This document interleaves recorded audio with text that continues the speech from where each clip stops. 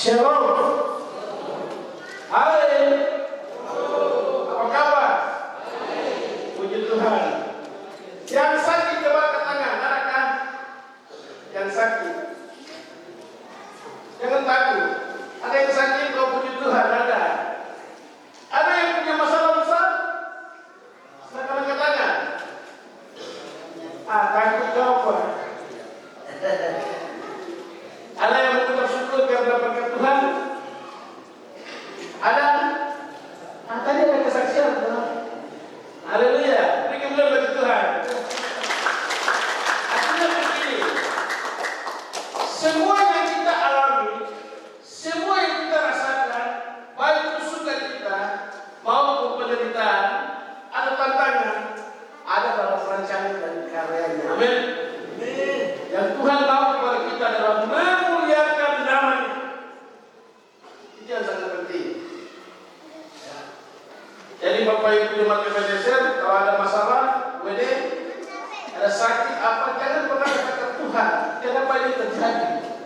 Tapi yang harus Bapak Ibu katakan terima kasih Tuhan, karena saudara dan saya telah mengenal Yesus secara pribadi. Amin. Ya, dan hari ini terus belajar tentang siapa Kristus itu. Ya. Saya dari pagi keluar dari rumah hendak ke sini, tiba-tiba saya dihadang oleh dua orang pakai kendaraan motor dan katakan, "Bapak, ada masalah besar." Kenapa masalahnya? Ada mobil tabrak pohon besar. Bapak lihat itu barang besar di sebelah sana. Kemudian dia bilang begini, "Bapak, babinya barang merah-merah terus tiba-tiba jalan keluar." Saya bilang, "Iya, itu namanya penyakit Afrika itu sudah." Jadi bukan mobil tabrak, tapi itu penyakit Bapak yang sedang menular, itu sudah masuk. Sudah masuk, jadi pagi-pagi saya sudah dapat PD begitu. Tapi mengucap syukur, karena kita orang dulu ini masih semua biar para hidup, kalau betul kan tidak. Semua kita bicara pasti para kita ada baru kita bicara, gitu. Kita bisa buat sesuatu. Pasti Bapak Ibu masih pikir ada bagaimana bisa punya barang nanti bagaimana ini. Musibah ini sudah datang di tempat kita ini. Tapi sekali lagi memuliakan nama Tuhan, mengucap syukur karena Tuhan baik. Amin. Ya. Bapak Ibu yang dikasihi oleh Tuhan kita Yesus Kristus, pasti kita semua menginginkan, merindukan penyertaan Tuhan dalam hidup kami. Pasti kita juga merindukan dan menginginkan berkat Tuhan terjadi dalam kehidupan kami. Betul tak? Kita juga pasti merindukan dan menginginkan bagaimana Tuhan tetap menjadi gembala dalam langkah hidup saya. Atau ada yang bilang, biar sudah saya jalan sendiri saja. Tidak, pasti kita berdoa Tuhan. Setiap pagi, malam, kapan pun pasti kita berdoa Tuhan sertai saya. Betul tak? Kalau ada banyak pasti firman Tuhan, tolong saya. Kita semua pasti mendapatkan hal bagaimana Tuhan harus menyertai saya. Saudara itu yang dikasih oleh Tuhan kita Yesus Kristus. Firman Tuhan tadi kita sudah baca jelas panggilan berbakti itu. Saya tidak akan membacakannya karena panjang sekali. Saya langsung masuk saja ya. Jadi ini surat luar biasa yang disampaikan oleh Paulus kepada jemaat Korintus, supaya mereka menjadi anak-anak kekasihnya, kekasih Yesus Kristus. Kalau kita sudah hidup di Tuhan dan mengenal Yesus Kristus dalam hidup kita, bertumbuh dalam Kristus, hal yang sangat penting adalah perintah Paulus dalam suratnya, yaitu kamu harus menjadi anak-anak kekasihnya.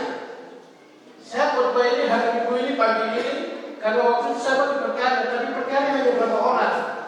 Dan hari ini saya bilang biar susah untuk kita semua.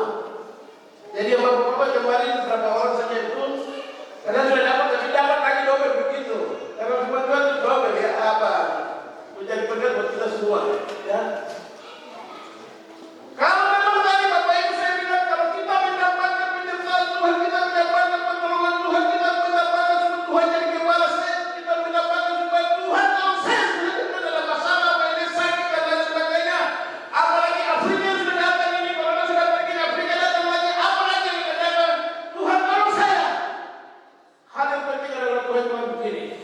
dalam hidupmu, kau harus memuliakan Tuhan. Kenapa saya katakan kalau lagi tekan terus memuliakan Tuhan? Waktu saya membina anak-anak yang mau baptisan, satu kalimat ini membuat saya betul-betul tersentak. Kita hidup, kita makan, kita melakukan apa saja. Entah kau pegawai negeri, entah kau swasta, entah kau apa saja kita pakai. Tuhan bilang begini, kau lakukan untuk kemuliaan Tuhan. Kita harus kita sadari. Tapi sekarang hari ini, saat ini kita tidak menyadari itu. Kadang-kadang kita bikin lakukan segala sesuatu. Dalam profesi kita, dalam tanggung jawab kita apa saja. Kadang-kadang kita tidak pikir itu. Kita lakukan dengan kekuatan kita saja, kemampuan kita saja, hikmat kita saja, dan kita dapat pasukan. Karena kita tidak sadar. Tuhan minta kepada saudara dan saya, apapun yang kita lakukan untuk kemuliaan Dia. Amin.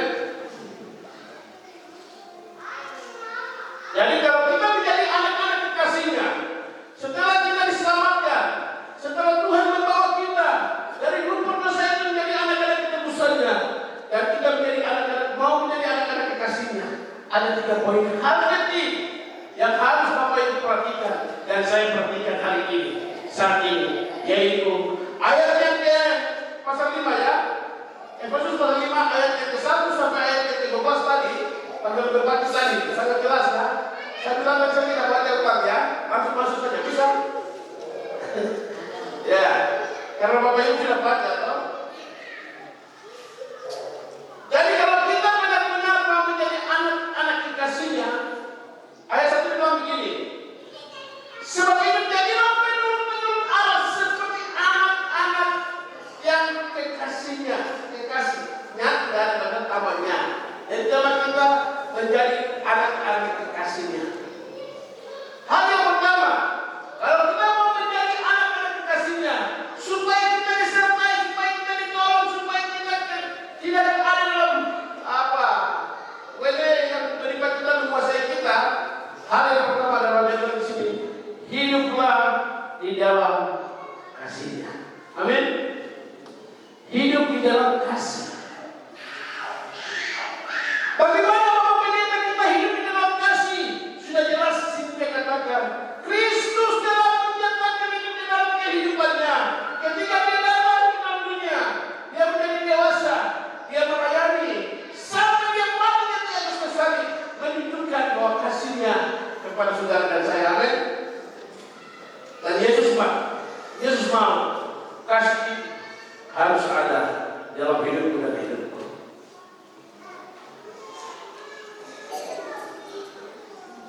Punya pertanyaan lagi, seperti apa kasih itu Bapak? Bacalah 1 Korintus pasal 13 ayat 4 dan seterusnya. Kasih itu apa? Kasih itu apa lagi? Murah hati. Kasih itu apa lagi? Tidak cemburu. Dan seterusnya. Baca dalam 1 Korintus pasal 13 ayat 4 dan seterusnya. Kalau kita betul-betul kita menjadi anak-anak kekasihnya, hal yang sangat penting adalah saudara dan saya harus hidup di dalam kasih itu, yaitu bagaimana kasih itu menjadi bagian dalam hidup kita. Kalau orang yang hidup di dalam kasihnya, orang itu akan menyatakan kesabarannya. Orang itu akan menyatakan apa? Kemurahan, kebaikannya, dan lain sebagainya.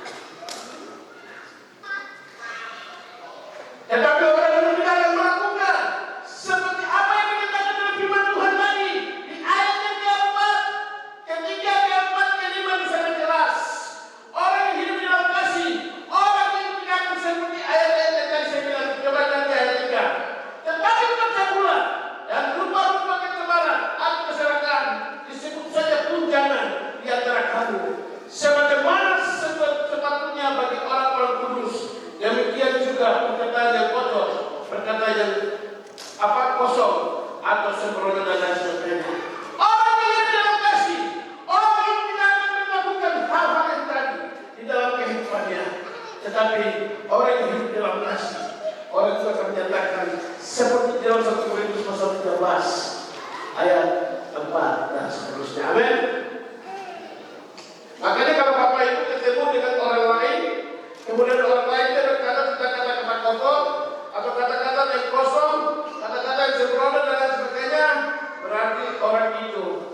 ada kasih di dalam kehidupannya. Amin. Saya mau tanya kepada Bapak Ibu, apakah pernah ketemu tipe orang seperti itu? Ada atau tidak? Pasti. Apakah kita pernah ketemu di WA, WhatsApp dan lain sebagainya? Ada atau tidak? Pasti kita kepala sakit, kalau WA kadang aneh-aneh banyak. Aduh, dan lain sebagainya. Tapi kalau di WhatsApp ada yang bahasa apa? Ada perkataan-perkataan yang baik atau tidak? Pasti ada juga. Kalau betul atau tidak? Dan di sini juga bisa dibilang, orang yang hidup di dalam kasih, perkataannya pasti akan baik dan bagus. Amin. Akan menjadi berkat. Tetapi di dalam WhatsApp itu perkataannya keluar yang baik-baiknya dan berarti orang itu hidupnya tidak akan menunjukkan kasih di dalam Kristus. Oke, itu poin yang pertama. Kalau kita mau menjadi anak-anak kekasihnya dan hidup di dalam Kristus, berarti saudara harus memiliki yang namanya hidup di dalam kasih itu. Karena Kristus telah menyatakan kasihnya bagi saudara dan saya. Itu wajib bagi kita. Saudara yang saya kasih dalam Tuhan kita Yesus Kristus. Hal yang kedua, dia katakan apa? Kalau kita menjadi anak-anak kekasih daripada Kristus, bukan hanya hidup di dalam kasih, tapi kita hidup menjadi apa? Terang. Amin. Apakah saudara dan saya sudah menjadi terang? Halo? Apakah saudara dan saya sudah menjadi terang? Apakah ibu istri sudah menjadi terang untuk suami? Anak-anak? Apakah suami-suami sudah menjadi terang untuk istri dan anak-anak? Ini pertanyaan kita semua kembali. Ya toh? Boleh? Saya tanya. Bagaimana? Apakah kita sudah menjadi terang di dalam pelayanan kita? Saya dan Pak Elius dan teman-teman di dalam gereja, apakah kita sudah menjadi terang di jemaat? Ini pertanyaan buat kita. Apakah kita sudah menjadi terang di dalam pekerjaan kita sebagai pegawai negeri? Atau sebagai pejabat? Eselon 2, 3, 4 atau staf? Apakah sudah menjadi terang?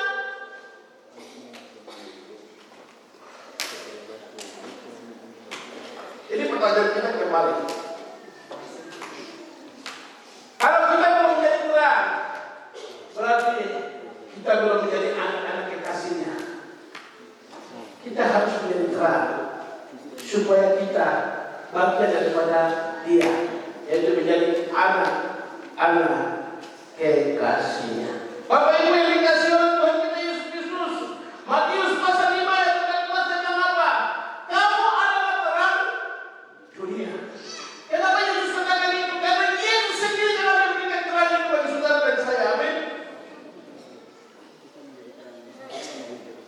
Dan terang itu harus kita pancarkan dalam kehidupan kita ketika saudara mengenal Yesus. Kalau saudara mendapatkan terang itu, jangan sembunyikan terang itu. Hidupmu harus menjadi terang.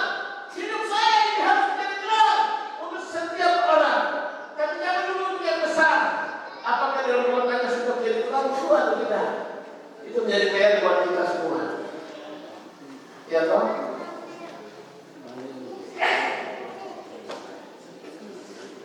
Itu PR buat kita. Bapak Yunus, Bapak Matias Semuka dan teman-teman yang saya kasih dalam Tuhan kita Yesus Kristus. Puji Tuhan. Kami di Mata Desa senang. Kami di Mata Desa juga suka cita. Amin. Itu doa kami. Amin. Seketika bapak-bapak berdiri dan kami berdoa untuk mengutus bapak-bapak kita berperang. Kami bilang komitmen Tuhan jangan tinggalkan satu pun tidak ada yang datang. Kalau tidak satu kami mengutus syukur. Tapi hari ini, saudaraku, kita ada 6 orang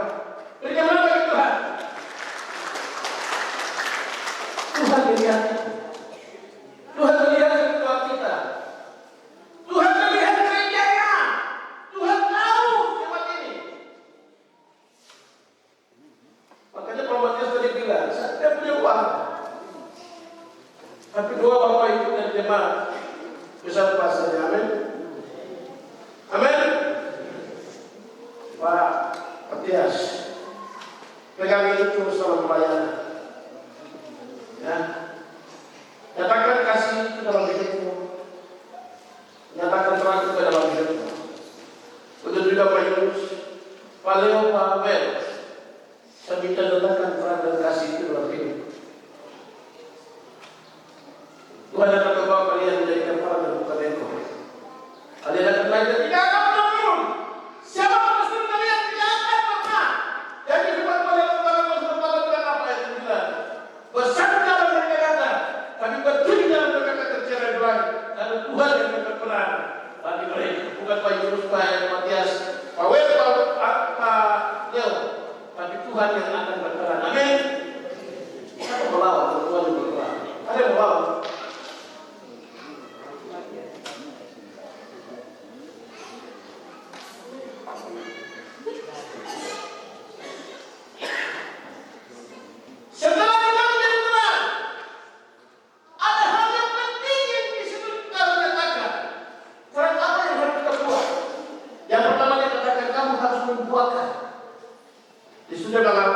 Kebaikan, keadilan, dan kebenaran.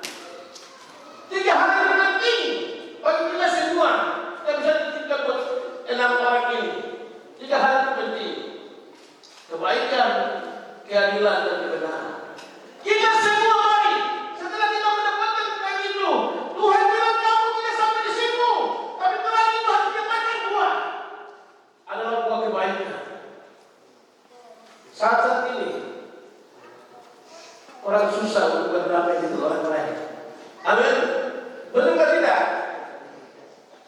Saat ini orang susah lagi untuk menyatakan kasih kepada orang lain. Tetapi hari ini terang bulan ini yang akan kebaikan. Satu kesaksian begini, Hemat Ebenezer ini punya kesaksian yang unik. Kita punya tantangan itu bertubi-tubi kita hadapi, Bapak-bapak yang kita punya tantangan bertubi-tubi. Betul tak tidak? Saya 2011 baru tiba di sini, jadi waktu itu kita masih di Telkomsel ya. Saya dengar cerita gereja, teman-teman waktu keluar kemudian tantangan bertubi datang. Bapak-bapak cerita, saya menangis tapi hanya di dalam hati saja. Setelah 2011 sama-sama kita jalani, juga tantangan itu tetap ada terus. Sampai kita masuk di sini, ada. Tidak perlu kita menghindar dari masalah itu. Tetapi satu hal yang saya lihat luar biasa adalah kesabaran. Kesabaran, kelembutan yang luar biasa Bapak Ibu miliki, dan itu terus mempertahankan. Karena saya bilang, kebenaran Tuhan punya hak, betul kan tidak? Satu kali, mungkin bapak-bapak yang ingat, tapi saya cerita ulang nih. Satu kali, jemaat kami dia lewat di jalan, terus spanduk baliho itu sudah lama mereka pasang, karena kegiatannya itu berapa bulan lagi, masih lama, 6 bulan lagi kegiatan itu berjalan. Dan mereka pasang itu cepat begitu. Maka apa? Karena angin, hujan, panas, baliho itu semakin lama semakin mulai pusat-pusat begitu. Jadi bapak ini pikir, barang itu sudah mulai pusat, jadi mau ambil untuk jadikan alas di rumahnya. Tahu-tahunya dia jadi pegang dan ditanyakan, kemudian sempat dipukul juga ya.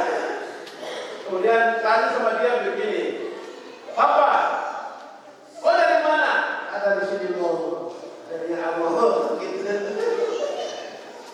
Punya kemana siapa? Bapak pendeta Kris Kombar. Bapak pendeta bukan jiwa begitu. Kapan dah besar yang luar biasa? Pendeta Kris Kombar punya 2 dan Bapak pendeta ini satu mobil besar ini.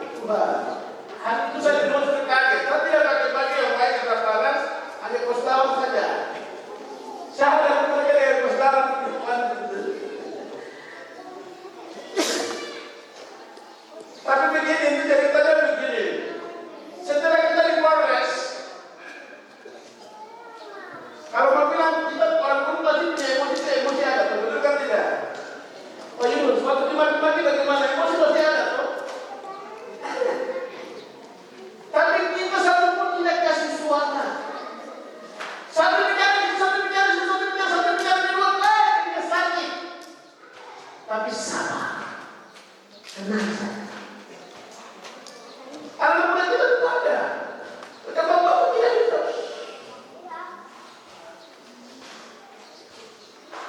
Akhirnya yang malahnya datang jam 5 pagi datang ke kita. Saya minta ampun, minta maaf. Apa kami sudah dikasih? Dan apa yang terjadi? Tuhan selalu memberkati kita. Amin. Apa tadi? Kebaikan itu penting. Amin. Ketika kita mengalah, ketika kita baik walaupun orang sakiti kita, berkat Tuhan akan selalu menyasar. Amin. Katakan itu terus dalam hidupmu, dalam keluarga, dalam kerja, sesuatu itu. Pasti Tuhan akan memberkati kita. Amin. Ya, beberapa waktu yang lalu pikir begini, aduh sudah tidak ada kaki lagi. Bapak Ibu sudah pergi ke sana, Bapak. Saya bilang Tuhan. Amin. Tuhan akan berperkara di dalam gereja ini Tuhan punya. Amin. Dia akan berperkara besar. Lakukan kebaikan. Pasti Tuhan akan menyatakan kuasa. Amin. Yang kedua, keadilan itu penting. Keadilan seperti apa? Semua pelayanan kita, apapun yang kita lakukan dalam pelayanan kita, nyatakan keadilan itu dalam pelayanan. Jangan pilih kasih. Jangan setengah satu lagi satu setengah tidak. Nyatakan keadilan itu di dalam pelayanan kita. Supaya Tuhan memberkati. Amin. Yesus dalam pelayanan tidak pernah dia bilang-bilang. Yesus tidak melayani orang yang baik yang sehat secara rohani. Tapi Yesus juga melayani orang yang sakit rohaninya. Waktu dia melayani perempuan saudara, orang yang mengatakan, iya, tidak ada perempuan saudara. Tapi Yesus bilang apa? Oh, boleh bicara bisa buka pahala ke matamu saja, kau tidak bisa apa? Penilaian dan menyelesaikan. Di dalam pelayanan kita, jemaat Indonesia, di dalam pelayanan kita sebagai keluarga, di mana saja, mari kita nyatakan keadilan dalam pelayanan kita. Maka saudara dan saya akan menyatakan terang itu dalam kehidupan saudara dan saya. Dan buah yang terakhir itu terang adalah kebenaran. Semua yang kita lakukan harus kembali kepada patokan adalah firman Tuhan. Jadi pemain ini apa yang kita buat rasanya adalah firman. Bapak Ibu, dasarnya firman yang harus kita lakukan.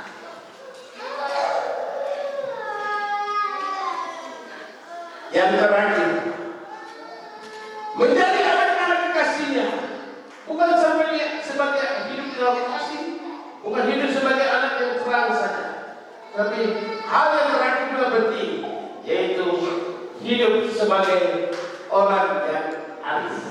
Lihat di ayat yang ke-14, yang 15 dan 16, ada 17, saya baca ayat itu. Itulah sebabnya dikatakan, bangunlah hai kamu yang tidur, dan bangkitlah dari antara orang mati, dan Kristus akan bercahaya atas kamu. Ayat 15, karena itu perhatikanlah dengan seksama bagaimana kamu hidup, jangan seperti orang bebal, tetapi seperti orang arif. Dan pergunakanlah waktu yang padat, karena hari-hari ini adalah apa? Jahat. Sebab itu janganlah kamu apa? Bodoh. Tetapi usahakanlah supaya kamu mengerti kehendak Tuhan. Sebagai anak-anak kekasihnya, yang pertama kita harus hidup di dalam kasih karena Kristus sudah mengasihi kita. Yang kedua, kita harus hidup di dalam terang. Dan terang itu harus menyatakan Tuhan. Kebaikan, keadilan, dan kebenaran. Tapi yang ketiga, kita juga harus hidup sebagai orang yang arif. Tadi saya bicara cerita yang pengalaman itu, Pak Yunus, saya, Pak Yunus sempat juga. Kita yang hadir waktu itu di Polres, itu karena kita ada di orang-orang alim sehingga kita ternyata kali lipat. Kalau tidak, selesai sudah. Apinya. Ya. Kenapa? Karena ada kasih yang itu nyatakan. Kenapa? Karena ada terang. Kedua ini akan menyatakan kearifan saudara dan saya. Amin. Ya.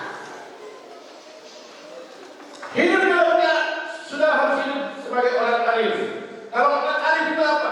Dalam kamus bilang orang pintar, orang bijak, orang hikmat dan seterusnya. Itu adalah A. Tapi ayat yang hidup tentang apa?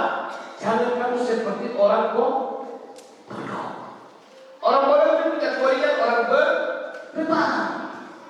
Saya kemarin di perkara saya bilang begini, bangsa Israel itu bangsa pilihan Tuhan.